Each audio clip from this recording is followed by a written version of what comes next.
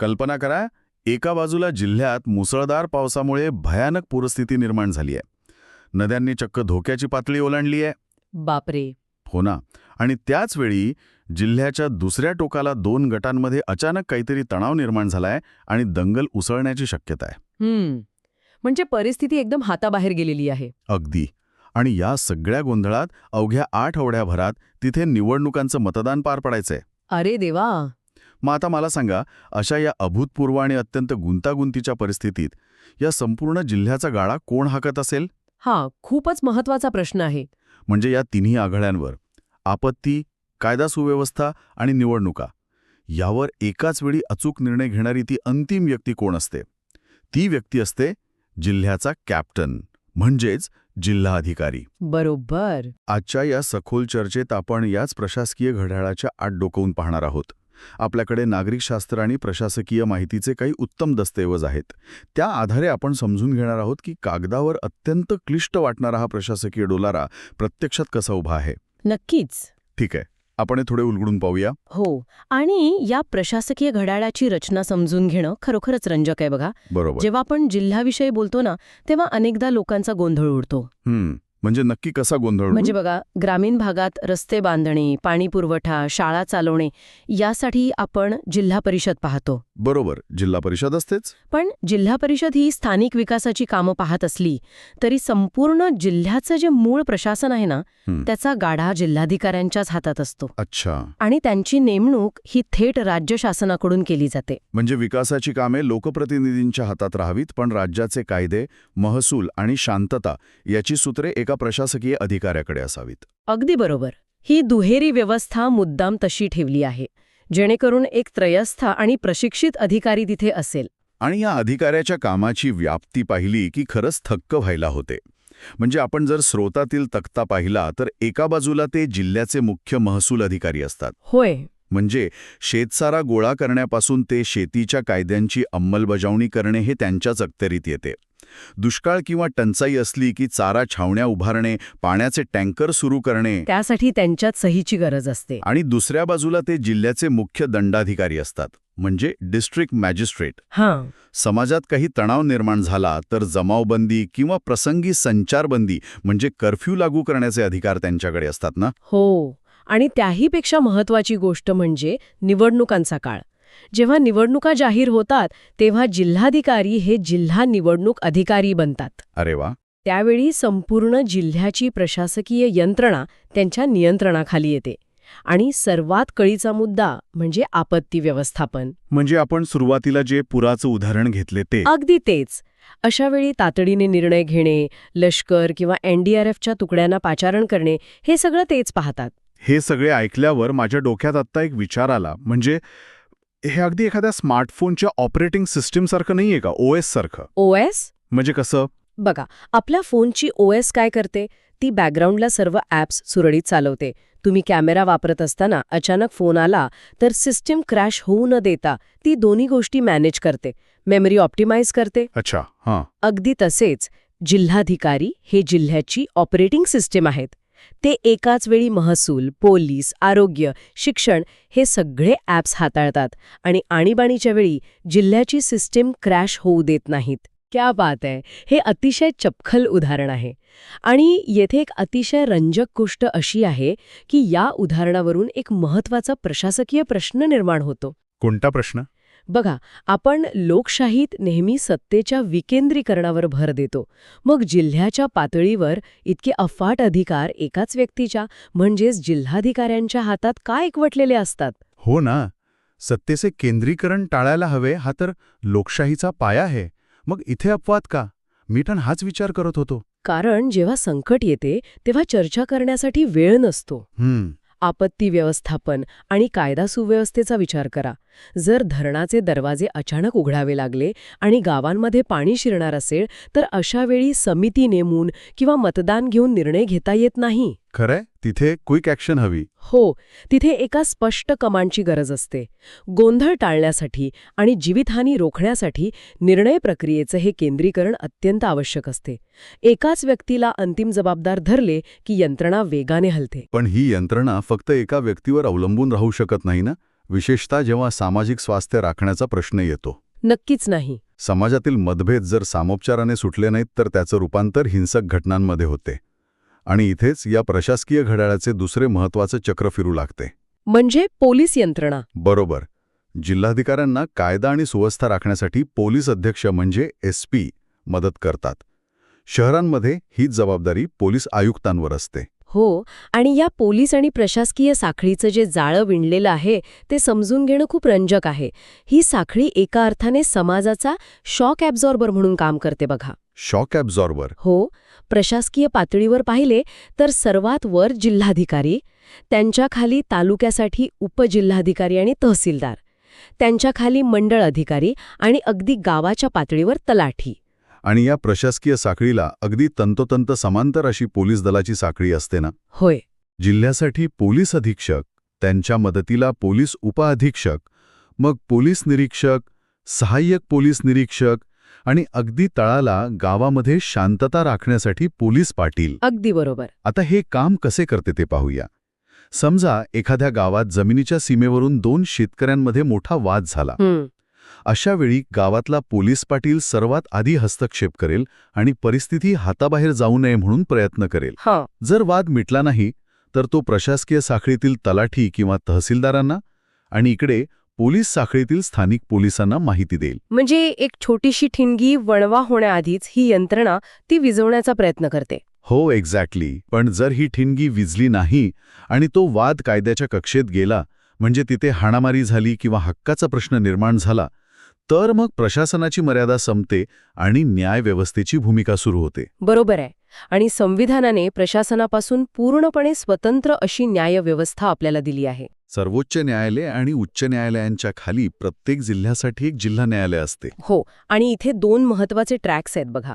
जर तो वाद फक्त जमिनीच्या मालकीचा असेल तर तो दिवाणी न्यायाधीश म्हणजे सिव्हिल जज यांच्याकडे जाईल. अच्छा. पण जर त्यात हाणामारी, रक्तपात झाला असेल तर तो गुन्हा ठरतो आणि तो सत्र न्यायाधीशांकडे म्हणजे सेशन्स जजकडे जातो.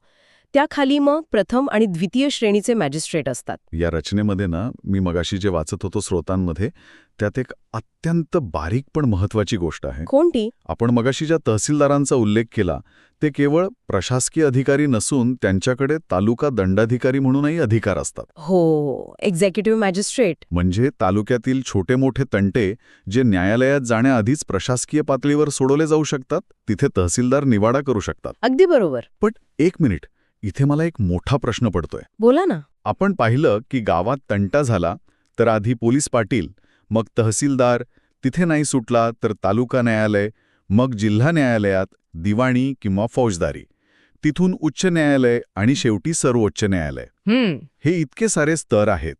या अनेक स्तरांमुळेच सामान्य माणसाला न्याय मिळायला विलंब होतो असं नाही का वाटत?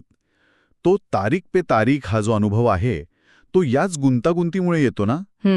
आपण प्रशासन फास्ट करण्याबद्दल बोलतो, पण ही न्यायव्यवस्थेची साखळी मुद्दाम संथ ठेवली आहे का? हा खूपच रास्त आक्षेप आहे. वरवर पाहता हे खूप वेळखाऊ आणि त्रासदायक वाटते. पण न्यायव्यवस्थेच्या दृष्टिकोनातून विचार केला तर हा एक अत्यंत आवश्यक असा फिल्टर आहे. फिल्टर म्हणजे कसं? न्यायव्यवस्थेचं काम केवळ जलद निर्णय देणं नाही, तर अचूक आणि न्याय निर्णय देणे हे आहे. जर तालुका किंवा कनिष्ठ न्यायालय नसती तर देशातील प्रत्येक छोटा वाद थेट उच्च किंवा सर्वोच्च न्यायालयात गेला असता. बापरे, मग तर सिस्टीम क्रॅशच झाली असती. अगदी.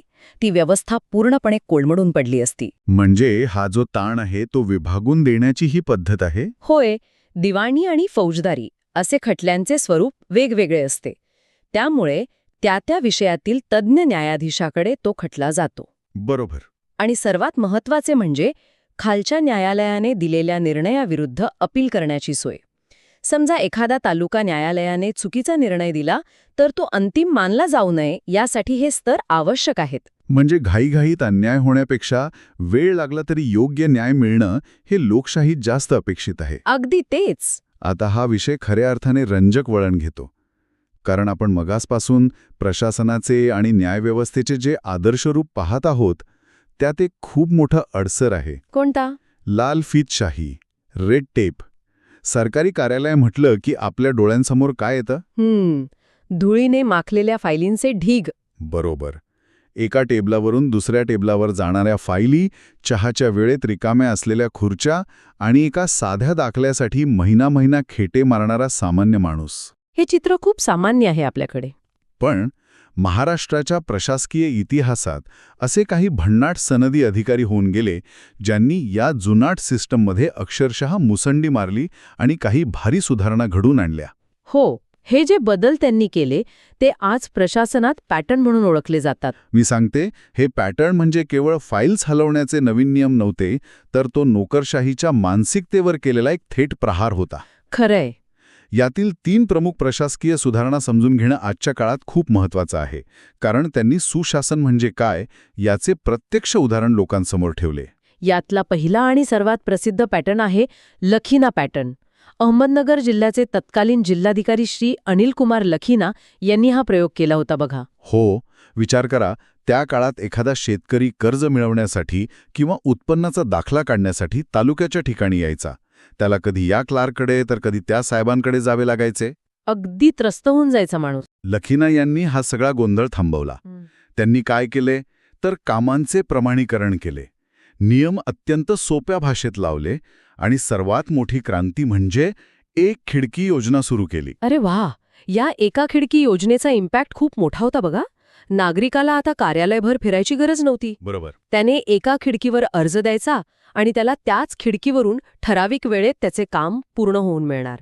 यामागील विचार हा होता की नागरिकांचा वेळ हा मौल्यवान आहे. नक्कीच. आणि सार्वजनिक सेवांचा दर्जा सुधारणे हे प्रशासनाचे आद्य कर्तव्य आहे. यानंतर दुसरा पॅटर्न येतो जो मला वैयक्तिकरित्या सर्वात रॅडिकल किंवा धाडसी वाटतो. तो म्हणजे पुणे जिल्ह्याचे तत्कालीन प्रशासकीय अधिकारी श्री चंद्रकांत दळवी यांचा दळवी पॅटर्न. अच्छा, तो झिरो पेंडन्सीवाला. हो, त्यांची संकल्पना होती शून्य विलंब. सरकारी कार्यालयात फायली साचून राहतात, हीच मुळात मोठी समस्या आहे ना. दळवी यांनी थेट नियमच आणला की टेबलावर आलेल्या कागदपत्रांचा आणि फायलींचा त्याच दिवशी निपटारा करायचा. बापरे, त्याच दिवशी निपटारा. हे ऐकायला सोपे वाटते, पण प्रत्यक्ष अंमलबजावणीत हे एक महाकठीण काम आहे. खरंय. यासाठी संपूर्ण कार्यालयाच्या कामाची गती वाढवणे, कर्मचाऱ्यांची मानसिकता बदलणे आणि निर्णय प्रक्रियेतील अडथळे दूर करणे आवश्यक होते. आणि त्यांनी ते करून दाखवलंय. दळवी पॅटर्नमुळे प्रशासनात प्रचंड गतिमानता आली. फायली अडकून न राहिल्यामुळे भ्रष्टाचाराला वाव मिळणेही कमी झाले असेल. हे ऐकल्यावर मला काय वाटतं माहितीये? काय? हे अधिकारी म्हणजे एखाद्या जुन्या, संथ चालणाऱ्या आणि वारंवार हँग होणाऱ्या कॉम्प्युटर प्रोग्राममध्ये शिरून सिस्टीमचे सगळे बग्स शोधून काढून ती सिस्टीम 10 पटीने फास्ट करणाऱ्या एथिकल हॅकरसारखे वाटतात. क्या बात आहे, भारी अॅनॉलॉजी आहे ही. लखीना यांनी युजर इंटरफेस म्हणजे UI सोपा केला आणि दळवी यांनी बॅकग्राऊंडची रॅम क्लिअर करून प्रोसेसिंग स्पीड वाढवला. हे अगदी अचूक विश्लेषण आहे. आणि या सिस्टम अपग्रेडमधला तिसरा आणि सर्वात महत्त्वाचा पॅटर्न आहे चहांदे पॅटर्न. नाशिकचे तत्कालीन विभागीय आयुक्त डॉक्टर संजय चहांदे यांनी हा पॅटर्न राबवला. लखीना आणि दळवी पॅटर्नने कार्यालयाच्या आतली सिस्टम सुधारली, पण चहांदे यांनी या सिस्टमला थेट युजर्सशी म्हणजेच लोकांशी कनेक्ट केले. कसं काय? त्यांनी ग्रामस्थ दिन ही संकल्पना सुरू केली. ग्रामस्थ दिन म्हणजे अधिकारी स्वतः लोकांकडे जाणार. होय. तोपर्यंत पद्धत अशी होती की लोकांनी आपले प्रश्न घेऊन अधिकाऱ्यांच्या AC केबिन बाहेर तासनतास उभे राहायचे. हो, तेच नेहमीचं चित्र. चहांदे यांनी ही पद्धत उलटी केली. एका ठरलेल्या दिवशी प्रशासकीय अधिकारी आणि सर्व कर्मचारी थेट गावात जाणार. तिथे ग्रामस्थांसमोर बसून त्यांचे प्रश्न ऐकणार आणि जागेवरच त्यांच्या समस्या सोडवणार. क्या बात है. जर आपण ह्याचा मोठ्या चित्राशी संबंध जोडला तर या तिन्ही सुधारणांमागील जे मूळ कारण आहे ते खूप लक्षवेधी आहे. अगदी बरोबर. हे केवळ प्रशासकीय पातळीवरील जुळवाजुळव करण्याचे प्रकार नव्हते. यातून शासनाचे लोकांप्रती असणारे उत्तरदायित्व वाढले. अकाउंटेबिलिटी. जेव्हा एखादा अधिकारी गावात जाऊन ग्रामस्थांच्या प्रश्नांना थेट सामोरा जातो, तेव्हा त्याला केवळ कागदावरचे नियम नाही, तर त्या नियमांमुळे सामान्य माणसाला होणारा त्रास प्रत्यक्ष पाहायला मिळतो. यामुळे प्रशासन आणि जनता यांच्यातील दरी कमी झाली. आणि याचा दुसरा फायदा म्हणजे विकासाच्या कामांमध्ये जनतेचा सहभाग वाढला ना. जेव्हा लोकांना दिसतं की प्रशासन आपल्या दारात येऊन आपले प्रश्न सोडवत आहे, तेव्हा त्यांचा व्यवस्थेवरील विश्वास वाढतो. तर या सगळ्याचा अर्थ काय काढायचा? आपण आत्तापर्यंत पाहिले की जिल्हा प्रशासन हा केवळ लाल दिव्यांच्या गाड्या आणि अधिकाऱ्यांच्या केबिनचा निर्जीव समूह नाहीये. तो कायदा, सुव्यवस्था, न्याय आणि लोकाभिमुख सुधारणा यांचा एक अत्यंत जिवंत असा समतोल आहे. अगदी बरोबर. पुढच्या वेळी जेव्हा तुम्ही उत्पन्नाचा किंवा जातीचा दाखला काढण्यासाठी जाल आणि तो तुम्हाला एका दिवसात मिळेल, तेव्हा लक्षात ठेवा की यामागे लखिना पॅटर्न किंवा दळवी पॅटर्नची वर्षे जुनी मेहनत आहे. खरे. ही माहिती केवळ प्रशासनात जाऊ इच्छिणाऱ्यांसाठी नाही, तर आपल्या दैनंदिन जीवनाचा भाग आहे, विशेषतः आपत्ती व्यवस्थापनाच्या वेळी. हो, आपत्ती व्यवस्थापनाचा मुद्दा इथे अतिशय कळीचा ठरतो. जेव्हा आपण ही संपूर्ण सिस्टम समजून घेतो तेव्हा आणीबाणीच्या वेळी आपल्याला कुणाशी संपर्क साधायचा आहे हे स्पष्ट होते. नक्कीच. म्हणूनच आपल्या घरात दर्शनी भागात स्थानिक पोलीस ठाणे, रुग्णालय, अग्निशामक दल आणि तहसील कार्यालय यांचे संपर्क क्रमांक कायम असायला हवेत. हो, कारण संकट आल्यावर सिस्टमला जागी करण्याची पहिली जबाबदारी नागरिकाचीच असते. अगदी. आपण सिस्टम फास्ट करण्याबद्दल आणि मानवी प्रयत्नातून आलेल्या प्रशासकीय सुधारणांबद्दल खूप बोललो. पण आता तंत्रज्ञान ज्या वेगाने पुढे जात आहे त्याकडे दुर्लक्ष करून चालणार नाही.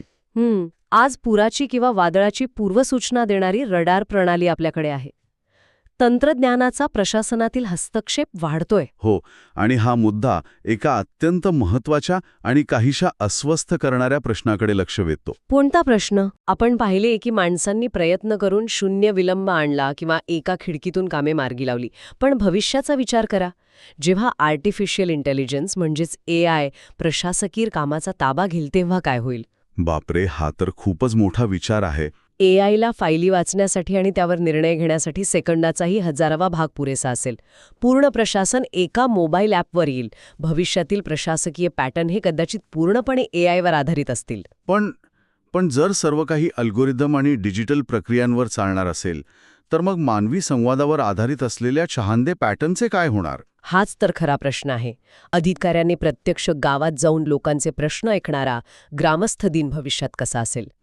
कारण माणसाचे प्रश्न हे नेहमीच केवळ 0 आणि 1च्या भाषेत किंवा कोरड्या नियमांच्या चौकटीत बसणारे नसतात. खरंय. त्यात भावना असतात, हतबलता असते आणि अत्यंत वेगळी स्थानिक परिस्थिती असते. अशा वेळी AI कायदे आणि नियम तर अगदी तंतोतंत लावेल, फाईल सेकंदात क्लिअरही करेल. पण माणसाला समजून घेण्यासाठी लागणारी ती सहानुभूती AI कुठून आणणार? बापरे, हा खरोखरच अंगावर काटा आणणारा विचार आहे. सिस्टीम कितीही वेगवान झाली आणि आपण कितीही आधुनिक झालो तरी प्रशासनात माणूस आणि मानवी स्पर्श किती आवश्यक आहे हेच यातून अधोरेखित होते. नक्कीच. आणि याच विचार करायला लावणाऱ्या प्रश्नावर आपण आपली आजची ही सखोल चर्चा इथेच थांबूया.